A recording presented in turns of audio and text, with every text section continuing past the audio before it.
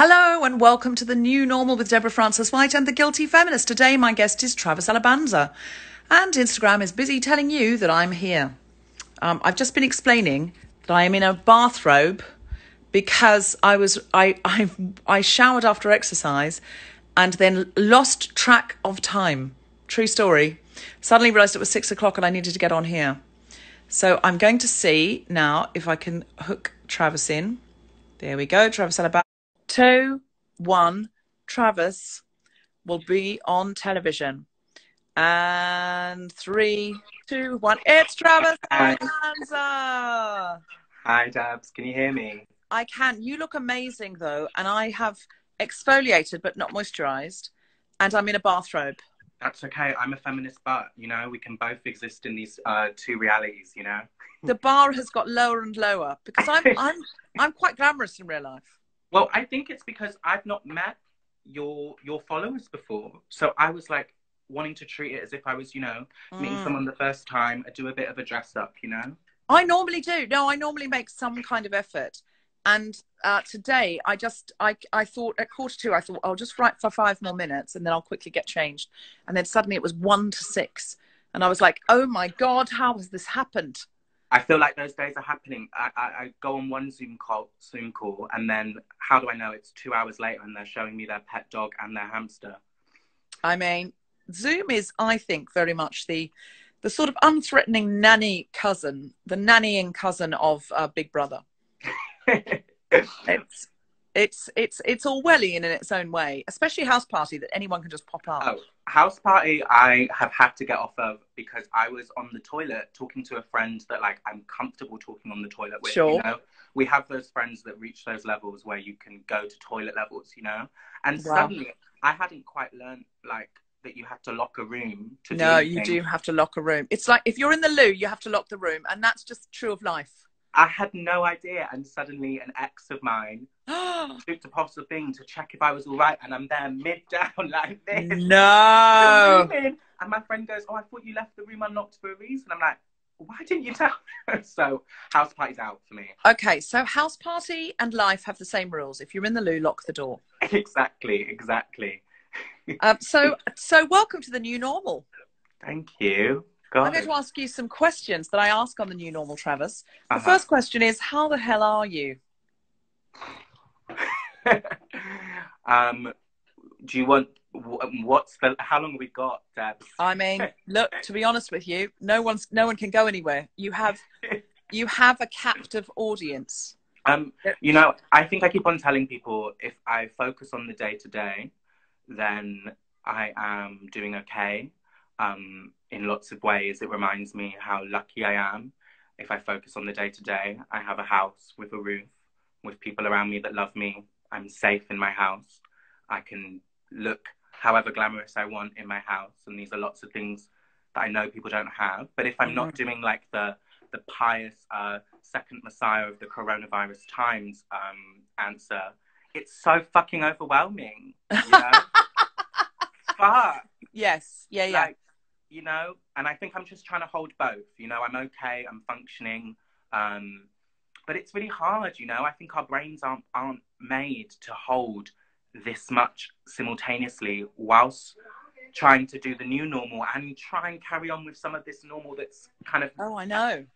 And so I think it's overwhelming, but I'm finding tactics, new ways to deal with it, I went for a lovely, sunny spring walk through The Handmaid's Tale yesterday. I went to Primrose Hill and the police, all I was doing was walking up the hill, which I'm allowed to do on my daily walk, legally allowed. And a police officer buzzed up behind me on his bike and sirened me out of the way. Unnecessary. He could have gone around, or he could have politely said, excuse me, I need to get past. And he was just shouting at everyone, go home, you're not exercising.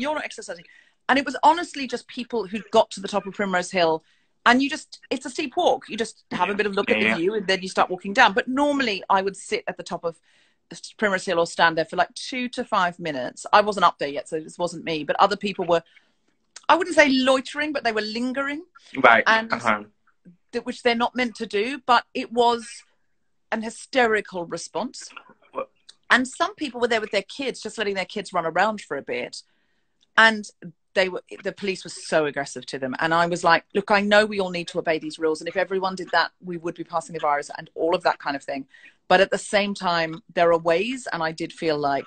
Well, and I think this is the problem. Like, my mum works at the NHS, so she's walking to work every day from where she works. And she's being stopped every single day by the police, even though she's going to work, you know, and it's the same police officer. And I try and tell my mum, you know, my mum's from America, so she has an American accent, and she's a big black American woman.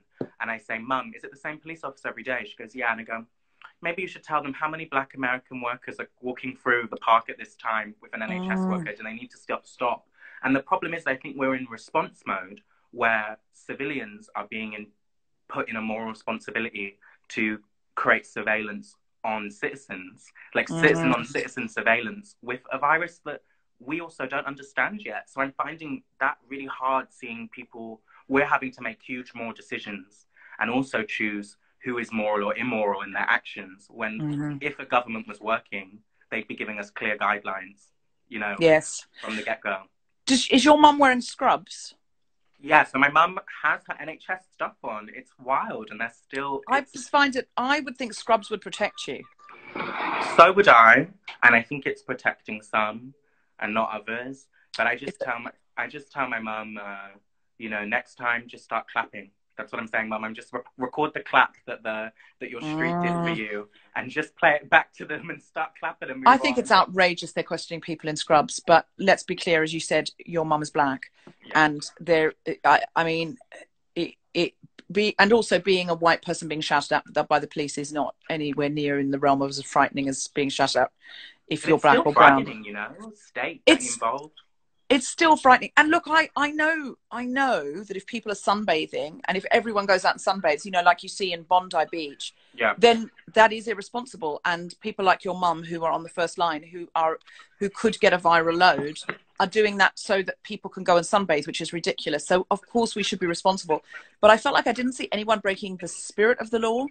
Yeah. And I felt like the police could have been...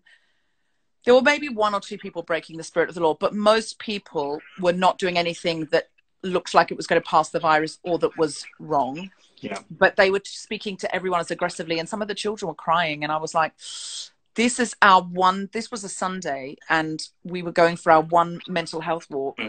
Anyway, it's so the anxiety is upon us at the moment, and always exponentially, of course, if you're a person of color. It's you know, there's an extra helping.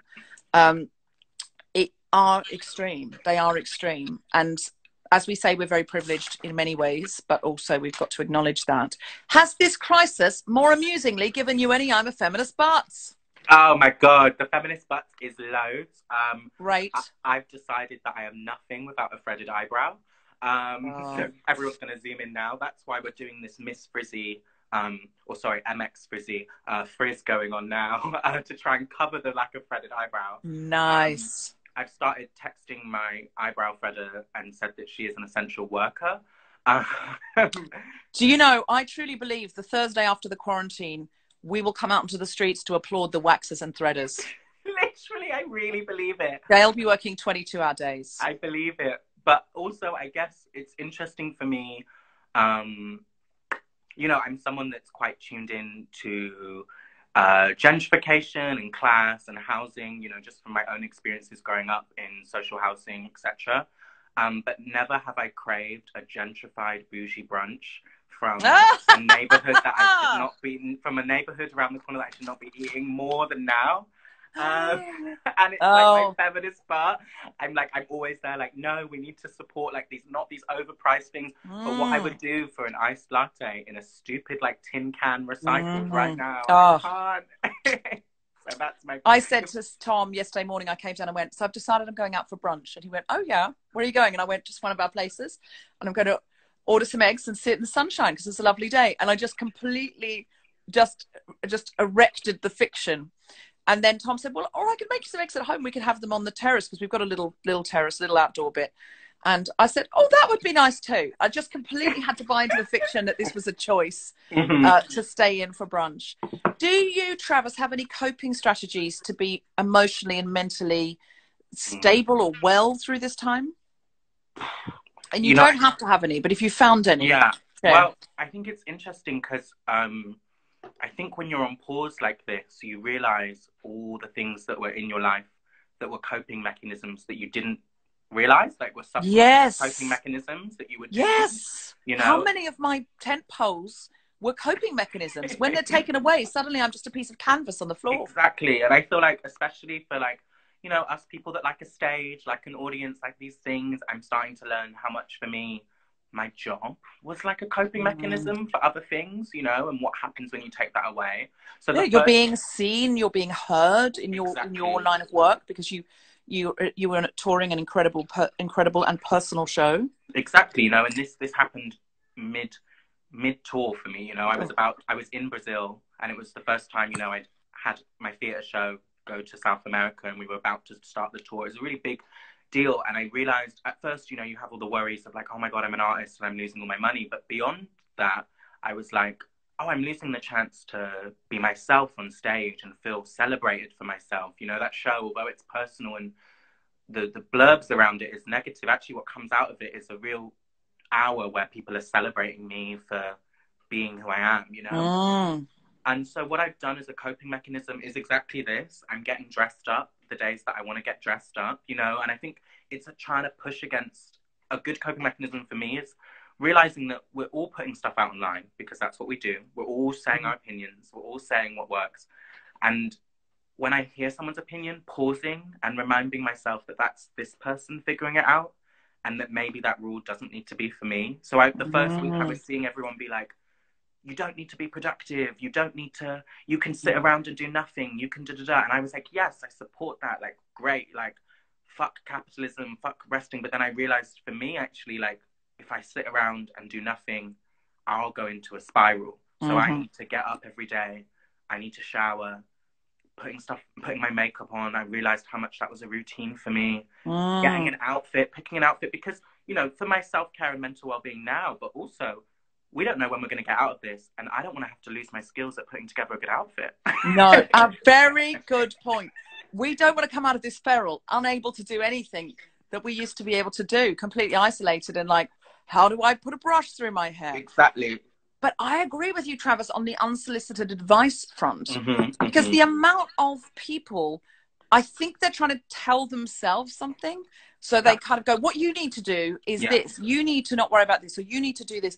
And it's like, okay, and that's sort of calmed down now. But in the first few days, the amount of unsolicited advice I got, and I was like, but maybe you need to do that, and I need to do something else. I'm like you, I need to make and create. That's my happy place. Exactly. And if I just stare into the void, no good for me. But I do need to be balanced, and I do need more rest time than I'm giving myself. But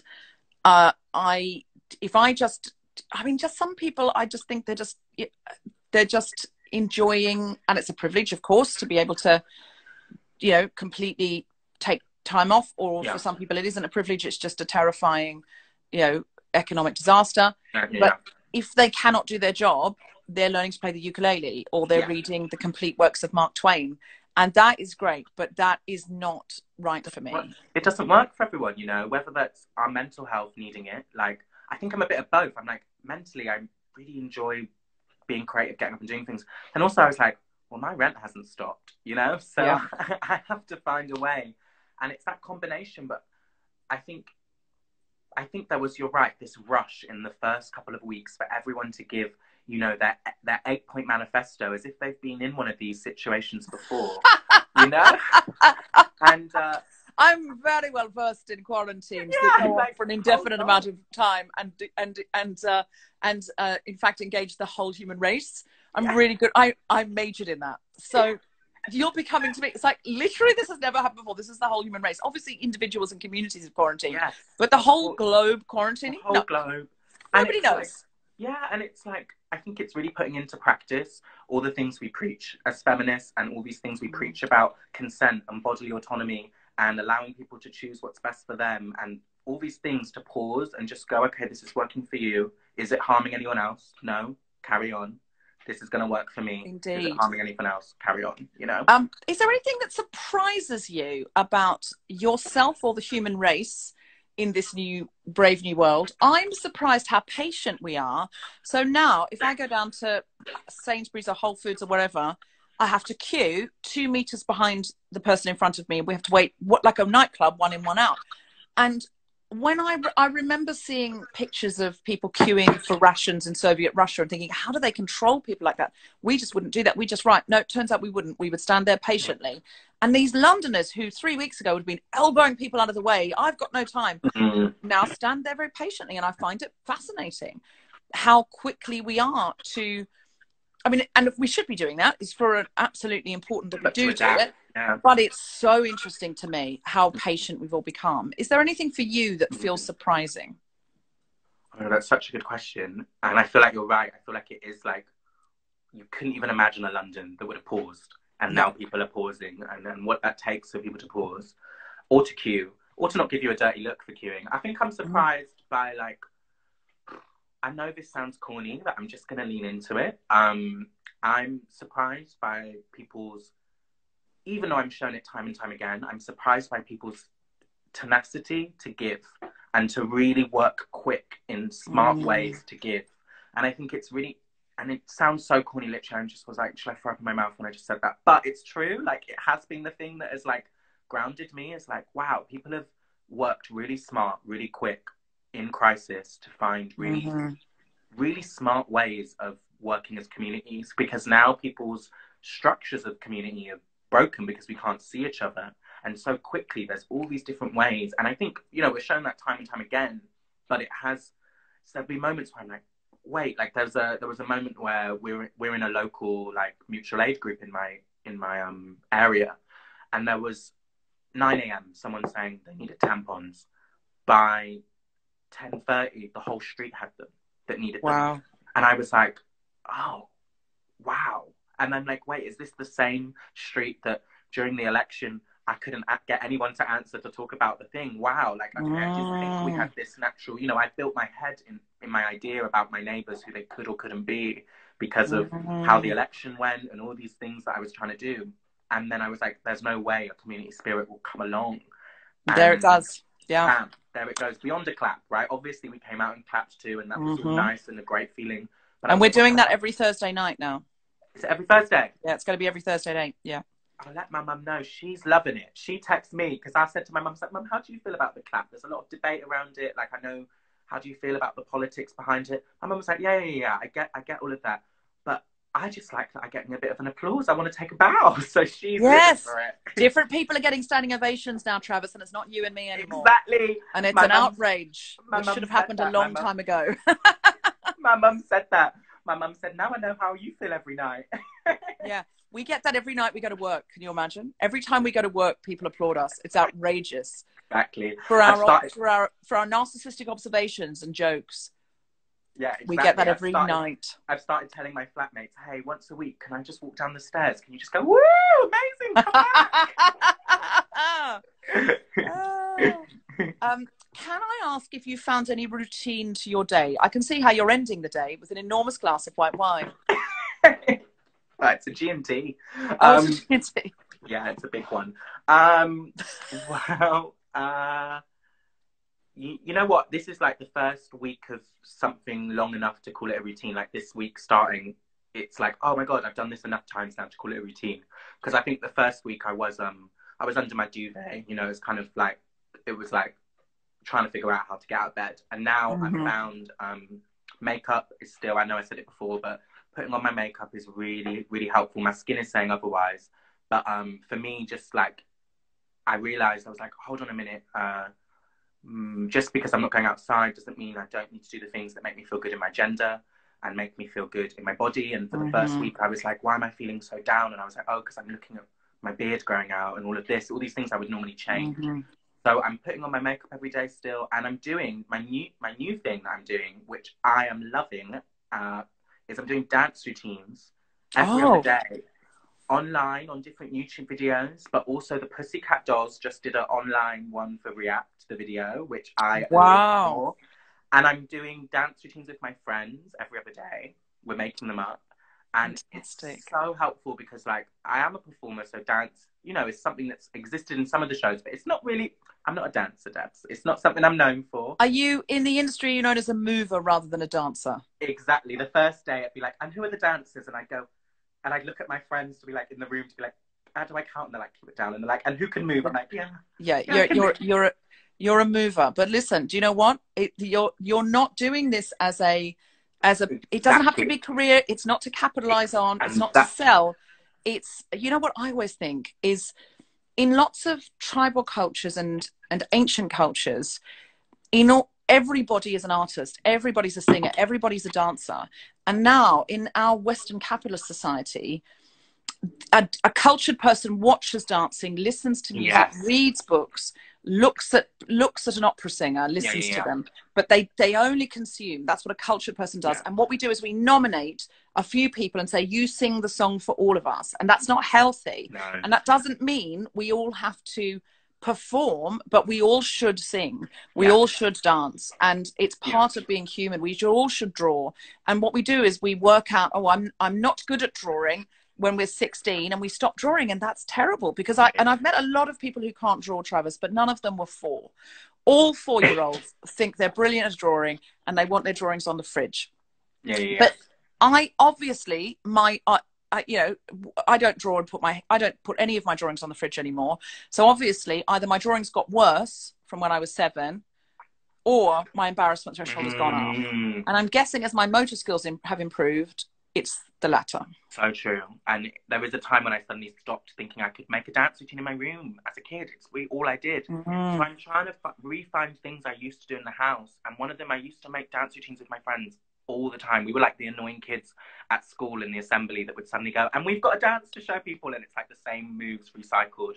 But so I'm going back to that, and I'm loving it. And I'm just dancing for an hour. The only bad thing is that my bedroom is on the ground floor of the road. And so the sunlight is so great at the moment, so I'm letting the windows in. But it means that the neighbours are seeing me do dance routines, which is fine when it's like 5, 6, 7, 8. But Pussycat Dolls React gets quite sensual. And so I did forget that the window was open, and I was there like doing my whole head fling, and my neighbours just looking like that. And safe to say that didn't get a clap. Disappointing. I think they were probably secretly loving it. Travis, do you have any pets or costumes or eccentric relics that you'd like to show us? Anything that we can see from inside the room of Travis Alabanza? Yeah, well, obviously this question was pre-prepared because I wanted to get some relics in. But it did make me think I am currently in a long-distance relationship with my cat back at home with my mum. So I'm in my house share in London. I don't know how to turn the camera around. And I wanted to show you, because I was sad about not being on tour. Wait, so this is something that I have in my study.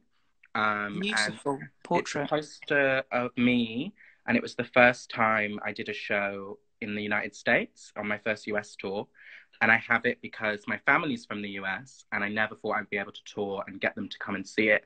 And this was at Brown University. We did a gig show, and I just liked the way I like my makeup in it. But also beautiful, because we were going to be on tour, I thought I'd show you the dress that I was going to wear for the closing night. Wait, let me turn myself back to me, otherwise it looks like I'm talking from here.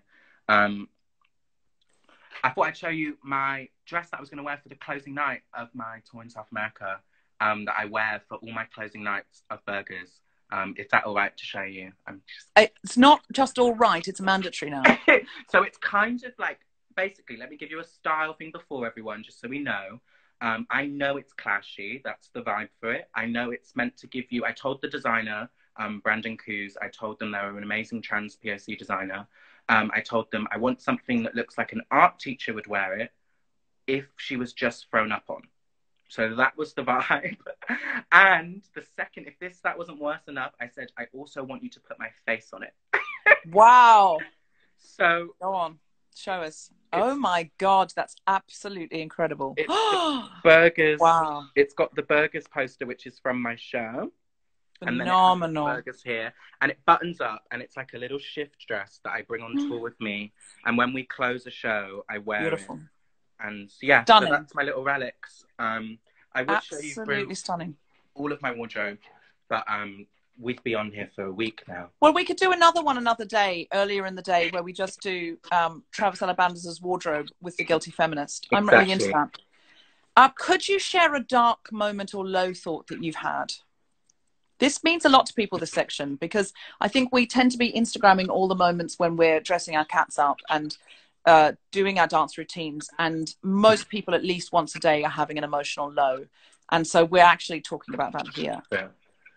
Yeah, it's funny. Because you mentioned like, oh, we're showing what we're showing, and I think if you went over to my Instagram now, you'd see like these fun little green screen videos I've been doing to make myself laugh. And the same week the first one was being shared loads and loads of times, I hadn't actually left my bed for the whole week. Wow. None of my agents couldn't really contact me. I wasn't responding to emails, because I think for me, God, and also for us that like to make jokes loads, it's always hard for us to go real into actual things without turning it into a joke. And, there's one thing, when you grow up a hustler, you're always a hustler. Very true, babe. Very true. I was assigned many things without consent at birth, but hustler assigned at birth, I'll keep that one. I was assigned hustler at birth. Maybe that can be your t-shirt. Exactly. Hannah from the merch store every day picks something that the guest says and turns it into a print-on-demand t-shirt, and then that money goes to you. The profit goes to you. So I say it again. What did you say? Assigned hustler at birth. Assigned hustler at birth. I love that. I love that. And do you have a piece of online feminism you would like us to engage with today? Is there any activist cause, anything we could amplify, donate to?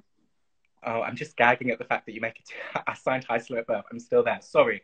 No, we will make sure you get one of those t-shirts. That's incredible. It also says "stay at home," and then it says "from Travis Alabanza." So, oh my God, it's going to have your name on it too.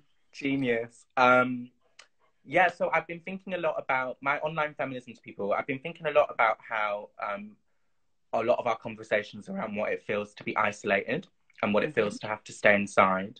And I've been thinking about how for lots of different types of people, this is not a new thing. And I was thinking that it's a really good time for us to connect with what we...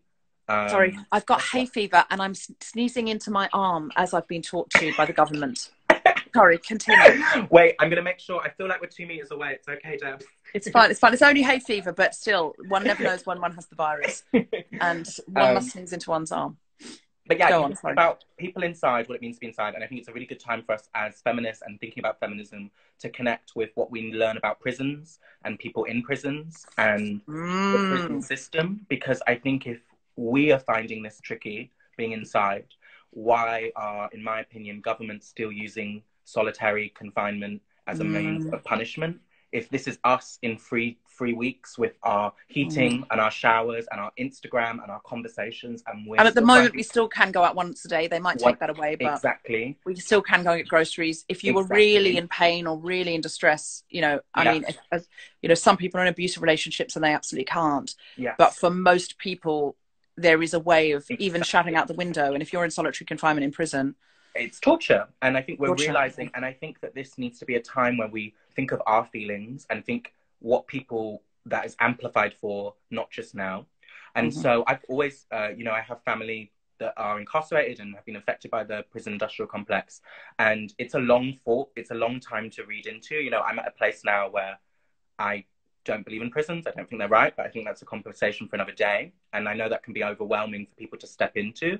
But what I'm trying to say to people is like now, when there could be this point of natural solidarity, to try and think of places that you want to read. So a great place I'm trying to send people to is called Bent Bars. They are a UK-based, because a lot of work around prisons is in the US. So I was trying to find a UK one. And a UK-based one is Bent Bars, and they're an LGBT charity that work for LGBT communities to connect from people on inside of prison and outside.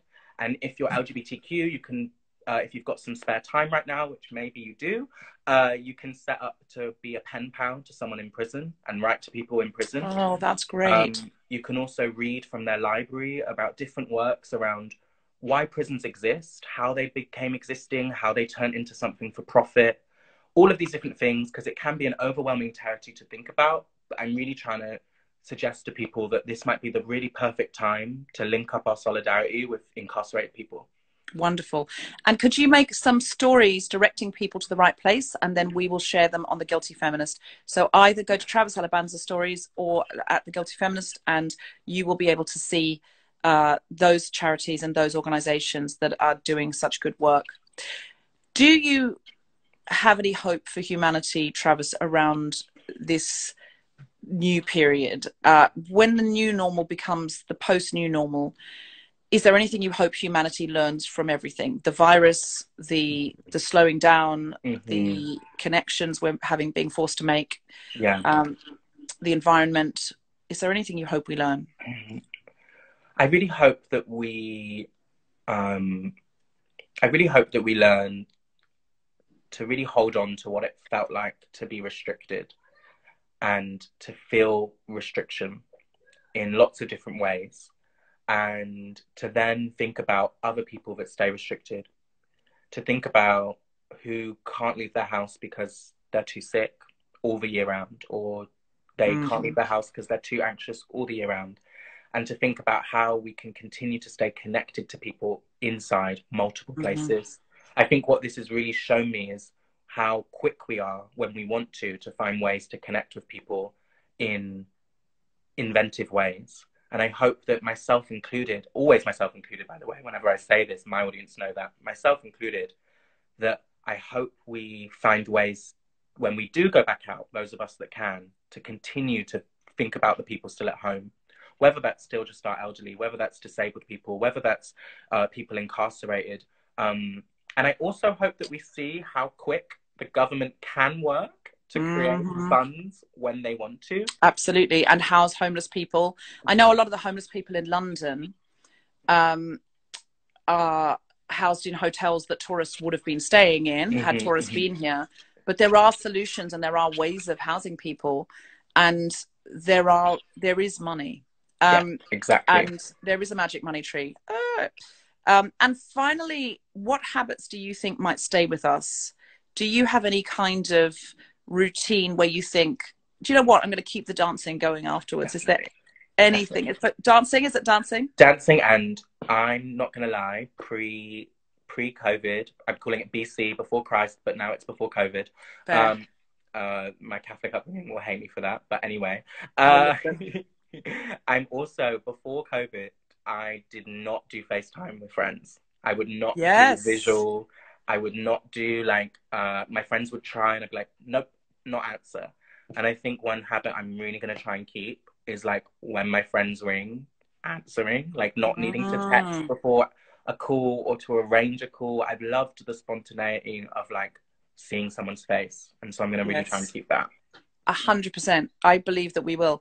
And what are you most looking forward to doing after the quarantine? What one thing? How PG is this podcast? How PG? Yeah. Not at all. It's on Her Majesty's internet. You can say anything here. I cannot wait to have sex. I'm just being real.